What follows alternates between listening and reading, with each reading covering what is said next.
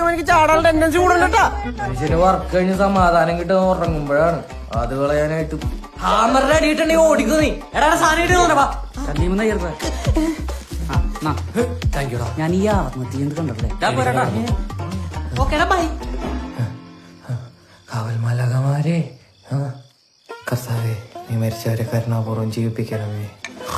ഒരു പ്രശ്നങ്ങളൊന്നല്ല എന്നെ അലട്ടണത്, 10,000 പ്രശ്നങ്ങളുണ്ട്. അപ്പച്ച വേഗം പറഞ്ഞിട്ട് ഞാൻ പറഞ്ഞോട്ടെ ടോണി, സത്യേട്ടന്റെ ലൈഫിൽ നിന്റെ അത്രയും ധൈര്യമുള്ള ആളെ കണ്ടിട്ടില്ല. എടാ ഇനി എന്നെ കൊണ്ട് എത്രയും ഭാരം താങ്ങി നടക്കാൻ വയ്യ. എന്റെ ഒന്ന് റിട്ടയർ ചെയ്യാൻ സമ്മതിക്കടാ പ്ലീസ്. താനെപ്പ ജയിലിൽ നിന്ന് ഇറങ്ങി, തന്റെ പരിവാരങ്ങൾ എന്തിയേ? നിന്നോടല്ല ഞാൻ 10 മിനിറ്റിൽ തിരിച്ചു വരുന്നു പറഞ്ഞത്. അപ്പൊ നമ്മളെ വിശ്വാസമല്ലല്ലോ.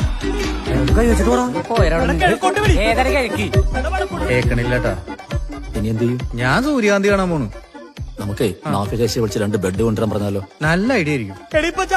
കറക്റ്റ് മുഹൂർത്തപ്പോഴാ.